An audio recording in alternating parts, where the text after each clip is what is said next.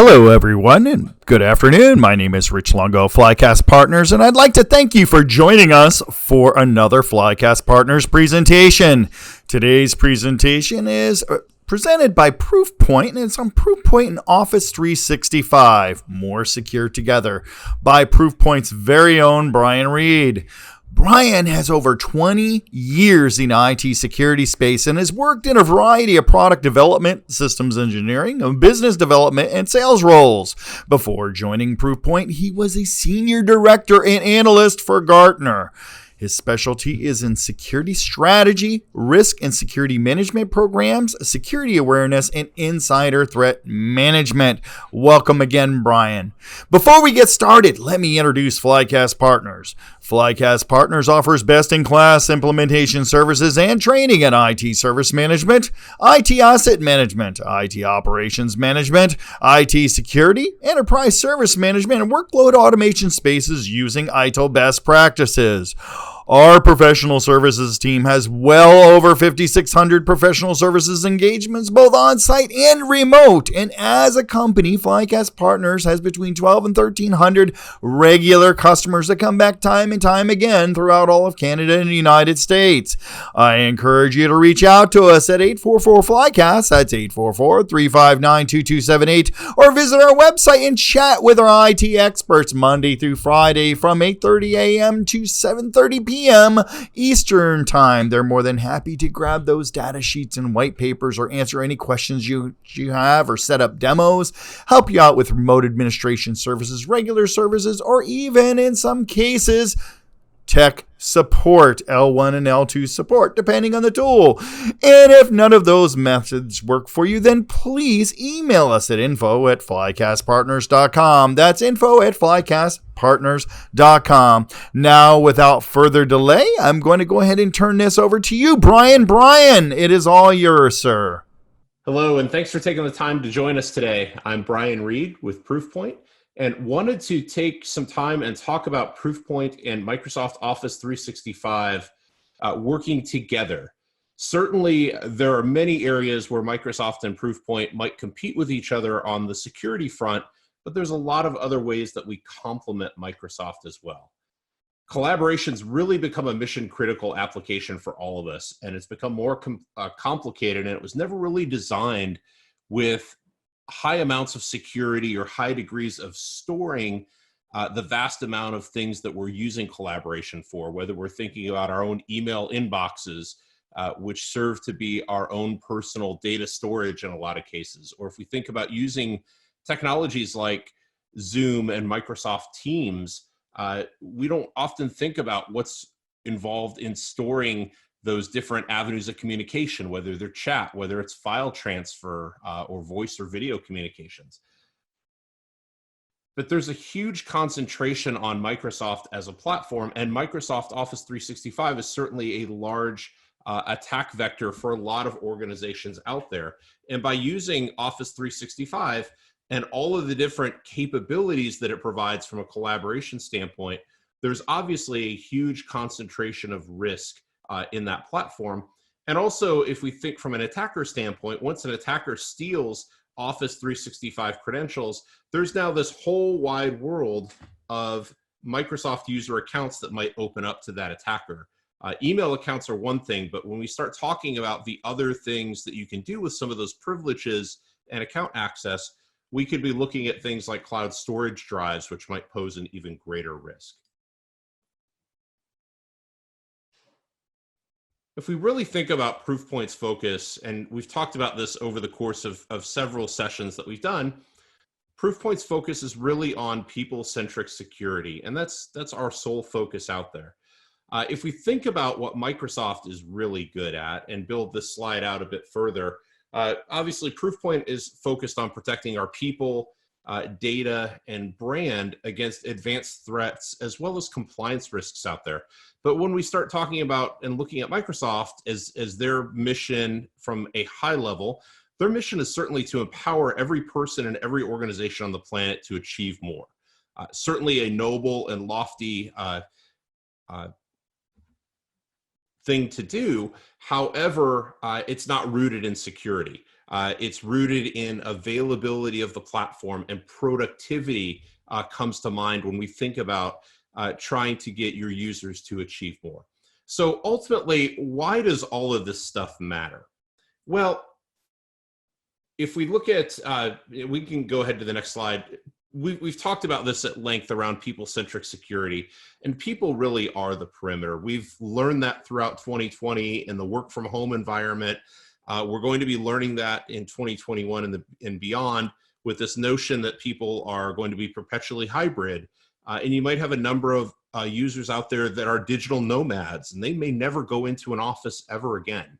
But we can all agree that people have now become the perimeter more than ever. We used to talk about firewalls were the perimeter, and network controls were the perimeter that were the moat around your organization. Then we talked about endpoint being the perimeter. Really, it's people, because you can't, in a lot of cases, hope to control every single endpoint device out there. All this being said, this was really nothing new for the attackers who were already targeting people anyway. And we've talked about ProofPoint's people-centric security approach, and how attackers were already in the cloud before your users were, and they were already looking at ways that they could take advantage of privilege and information. And I just mentioned that Microsoft Office 365, while it's one of the most ubiquitous cloud platforms out there, it's one of the most attacked platforms, and Microsoft is one of the most spoofed brands globally. So again, there's a huge level of target factor, and there's a huge level of concentration of risk. Good enough is just simply not good enough when we're talking about the #1 threat vector out there, which is attacks that target people. We've talked in the past about 90% of ransomware starts as email, and business email compromise is the #1 economic impact in all of cybercrime. If you look at how ransomware has evolved in 2020 and in 2021, it was mostly an email problem, but Microsoft by nature is struggling mightily with both business email compromise and ransomware on their own. They need help. They need an ecosystem of providers to help them, and that's what we're here to do. And if you look at the Verizon Data Breach Investigation Report, we've talked about this previously, 96% of all breaches start with some sort of attack targeting people, usually over the email vector. But attackers have that Microsoft blueprint. They understand what Microsoft is running, what their capabilities are from a security standpoint, what's built in natively into the platform. And if you think about it, Microsoft makes a version of pretty much every security product out there, with maybe the exception of a network-based firewall. Some of those solutions are very good, rated very highly, customers love them. Some of them very clearly have some gaps. When we're talking about people-centric security and some of the people-centric security controls that go along with that, this is an area where Microsoft can definitely use some assistance from others. The email security capabilities are demonstrably subpar here. When we talk about nearly 60 million email messages that we've seen at ProofPoint that were either sent or received from the Office 365 platform in 2020, if the platform were so good, it would be stopping those things. The other thing that we've seen is the average time for an end user organization to stay on Microsoft before they switch their MX record for email is about 7 months. So what a lot of people are doing is they're looking at the built-in capabilities of Microsoft as a platform as it comes to security, and they're pulling that good enough lever, and they're very quickly realizing that good enough is not good enough when it comes to security. And I mentioned some of the other people-centric security controls are weak. So the failure to detect things like compromised cloud accounts at the rate of millions a month. And this is even based on Microsoft's own threat intelligence data. And they don't really provide a strong way to secure your business ecosystem against all the different facets of business email compromise, whether we're talking about supply chain and supplier risk, or email authentication, or impersonation controls. So again, this is sort of the demonstrably part of the Microsoft platform needs help. If we move on and look at the modern threat landscape with Microsoft in it, there is certainly, the attacks, bottom line, are not letting up. The need for integration of understanding that every end user organization is building your own security ecosystem. And you've got to figure out for yourself, and with the help of value-added partners and trusted advisors, you've got to figure out what that security ecosystem in your own organization looks like. I would imagine for the vast majority of people, it's not going to be trusting a single vendor by themselves. It's going to be a collection of controls and vendors working together for that common cause. On this slide, we've listed some of the key threats that we're all facing as it relates to the threats landscape. And Microsoft certainly has some product gaps, some capabilities and shortcomings. Every vendor has product gaps and shortcomings. But the point here is that we have a lot of ways that we can formulate ProofPoint and Microsoft together, really a better together strategy to help fill in these areas. One of the other topics that comes up a lot is this notion of vendor consolidation. And I've really struggled with this phrasing. I've seen it in the marketplace. I've seen it in my past life as an industry analyst. And I really tried to take the word consolidation out of my vocabulary. What you should really be thinking about is a story around vendor optimization. How can I get the most out of the solutions I have? It's not so much, when you hear vendor consolidation, you almost think about it as a race down to a prime number. I want to get down to 2 vendors or 1 vendor to do everything. And that's not really the optimum goal. The optimum goal is to build out that security ecosystem of your own that makes the most sense for you when you measure that against your risk acceptance and your risk tolerance and your maximum risk threshold. So it's really a decision that's rooted in security risk management.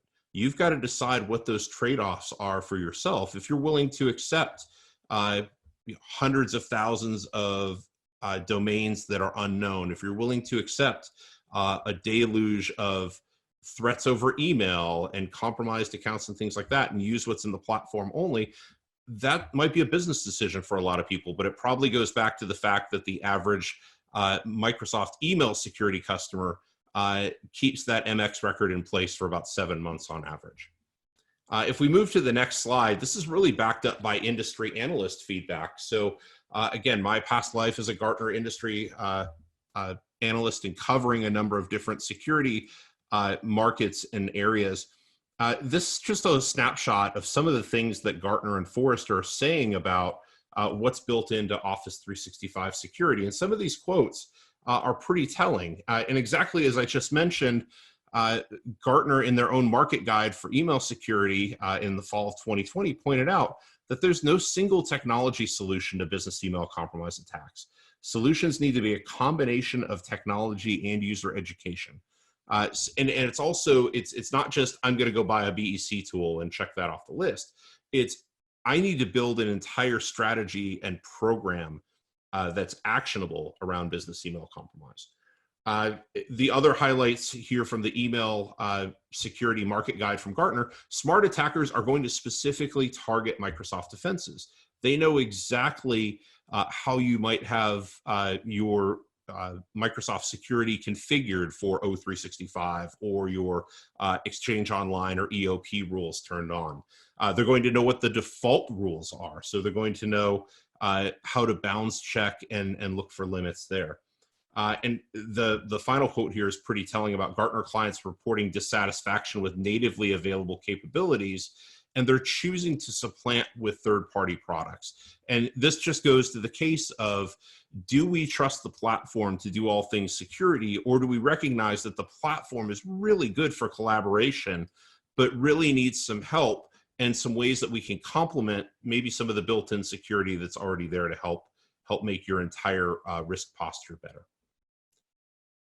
So why do this now is really the big question. And there's 3 really good reasons for looking into ProofPoint and Microsoft Office 365 and how those two can work together. And obviously the first one is ProofPoint is clearly the #1 vector for mitigating risk. We talk about protecting the #1 threat vector.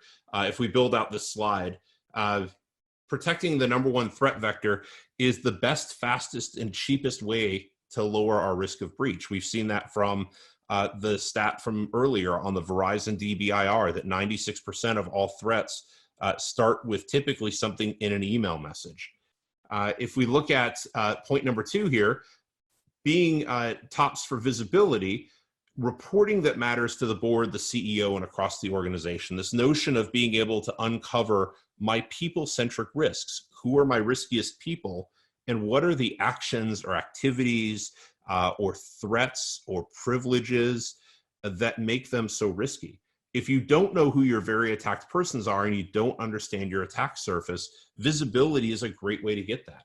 And visibility is really the best way to focus on real risks to the organization and right size those security controls where they matter most.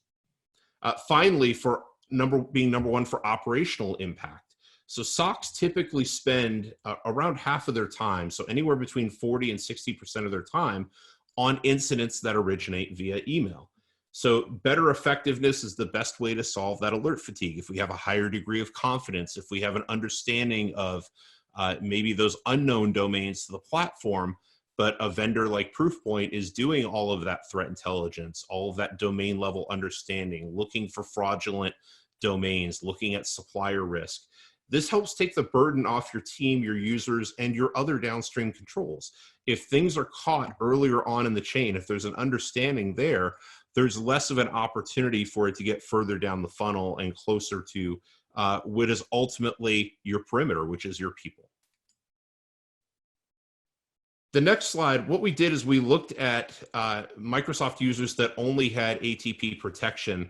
And for those users, the users really do become the front line. So we pulled some of our fish alarm data from Q3 of last year, and we looked at the relative volume of employee reported malicious messages versus what we saw at ProofPoint.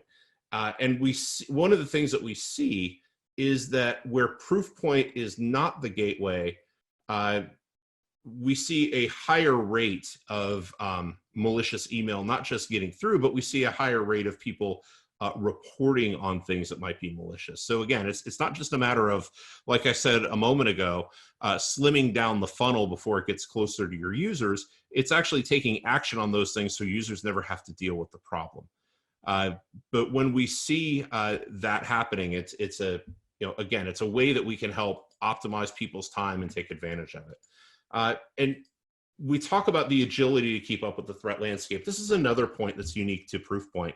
Microsoft's really taken the approach of being a feature follower in a lot of respects of security, and they let more nimble companies that do really strong primary threat intelligence on certain specific areas innovate, and then they end up coming in much later and either copying or buying the technology that customers ultimately want. So this is a strategy that Microsoft's followed for the last really decade plus in cybersecurity. And from a stock price standpoint, from a size of company growth, and from a strategic value standpoint, it's really served Microsoft well to be a bit of a feature follower. However, it doesn't help you address the security landscape and some of those areas where you might need technology that's a little bit more proactive instead of being a follower in the space. Even though Microsoft a lot of times will tell customers they're only a year or two behind the security market and they're catching up quickly, the truth is that the math really ends up being more like they're 4 years behind in a lot of cases on average. Certainly 4 years behind ProofPoint. We've got some examples of that Microsoft innovation delay here when we look at things like URL protection and attachment protection, and even building out something like a threat dashboard. A lot of this capability really wasn't there until Microsoft started making investments in other areas like Azure Sentinel for SIEM and EDR, endpoint detection and response, and those types of things to really build out proper dashboarding, proper workflow, helping to do things like incident response. So again, this really just highlights that there has been a pretty severe innovation gap. And if we were to look at people who are leading the market, people who are really innovating out there and building new technologies, Microsoft is not one of those. Microsoft is certainly one of those. I would really hesitate to call them a fast follower. They're really more of almost a laggard in a lot of respects, sort of letting other pure play security technologies work out all of the issues in a market and things like that. And then Microsoft will swoop in and maybe make an acquisition or build a limited set of capabilities into the platform itself, and then try to bundle those in either an E3 or an E5 bundle or some other easy to sell bundle. There's a new wave of threat out there, and this is really the malicious integrated app. And what's worse is that it can be difficult, even for an experienced user or security professional, to identify these attacks when one of them shows up in their inbox. So this is an example of a common attack targeting Office 365 customers. It's sent via SharePoint, impersonating an Excel file, and it's authenticated by Azure AD. Security solutions need to be able to discern the difference between the legitimate use of these SaaS applications and when they're being abused to host malicious content. Wondering out there if these are the kind of attacks that you're out there seeing, but you're probably seeing a rise in share requests via SharePoint or other sorts of means of sharing content, whether it's you've been invited to a new Teams channel is another one that we're seeing along with the SharePoint angle. So let's dig in on the next slide to some examples of redefining the number one threat vector and really the benefits of a platform to protect the number one threat vector. I'm not sure how you would do this without ProofPoint, but laying out just our P0, P1, and P1 Plus bundles and what we do on the left-hand side, we've mapped on this slide some of the other vendors that you could use to form a patchwork security ecosystem of your own in here if you chose some of these, and you would still have some pretty significant remaining gaps. If you relied on Microsoft as the platform for this, whether you were talking about E3 or E5 consumption, almost no one has deployed all of the E5 security tools out there, though many people do have licenses, maybe for a subset of their users. This is a big contrast with the collaboration tools out there. So a lot of people that might have E5 licenses, for instance, might be very dependent on technologies for collaboration or analytics like Power BI. But if you look at the security components of that, very few people are utilizing everything that's in an E5 bundle. A lot of organizations out there are saying, if I've got E3 or E5 users, that what's built into the platform just simply isn't good enough. We mentioned email efficacy at the beginning, but there's a number of other examples here. For instance, something like DLP technology just got updated to support Mac OS at the endpoint. Obviously, we'll work with Windows 10 and the Edge browser just fine. But if you have a need for Linux desktops out there, if you have some other advanced capabilities that might not have non-Microsoft, or that might require non-Microsoft OS support, that might be a pretty readily obvious gap in trying to take an approach where you're using Microsoft's security capabilities built into the platform. So what we've laid out here is looking at a month. This is kind of like a day in the life slide here. This is a typical results of a month of analyzing Office 365 email. So we anonymize this. Basically, what ProofPoint offers is a no-cost evaluation or a proof of concept where we can show you in your own specific environment what's still getting past EOP and ATP from a Microsoft standpoint. This will run for several weeks, and we conclude with a summary of our findings. So we can deploy this either as a SaaS tenant with our ProofPoint on demand, what we call a pod, or we can deploy this on premises.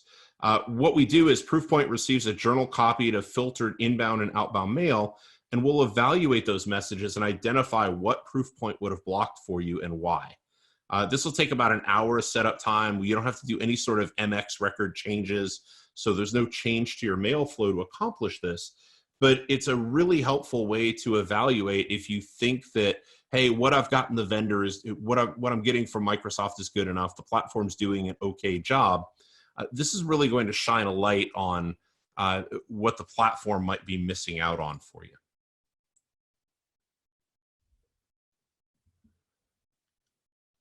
So I mentioned that the average months to move off of a Microsoft Secure Email Gateway is about 7 months, and that's actually what's represented on the right-hand side of the slide. Despite Microsoft continuing to invest in Office 365 improvements, Gartner's consistently seeing dissatisfaction with Microsoft security and ATP and EOP. Over the past 2 years, many companies have chosen that have chosen Microsoft security have left in less than a year, and even by reports from Gartner and Forrester have left in even a shorter time than that, because of just their sheer inability to secure the organization. So again, that third-party industry validation is really important here. On the next slide, we're going to break into a cost comparison of some required tasks when you're using Microsoft. So if we look at, hey, I don't want to have to deal with another vendor. I want to take a vendor optimization strategy. I want to focus just on what Microsoft is doing for me in the platform.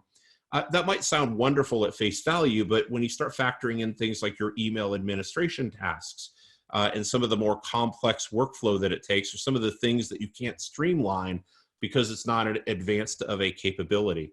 Another thing that I wanted to bring up, I don't have a slide on this because it was just published, but Forrester recently published their email security wave. And this is another industry report that highlights just ProofPoint's completeness of our product capabilities along with our strategy around email. And you'll see from the report, ProofPoint's not the only vendor that's besting Microsoft in these worlds, because of the fact that a lot of these tasks around email administration, security administration, and just the whole workflow around service desk tickets and service desk tasks are just amplified because the lack of capability in the platform, the lack of automation abilities, and that added cost of Microsoft ownership really ends up working out to be about 100 hours a week of additional work. In that example, we laid out of 16 point whatever million emails coming through.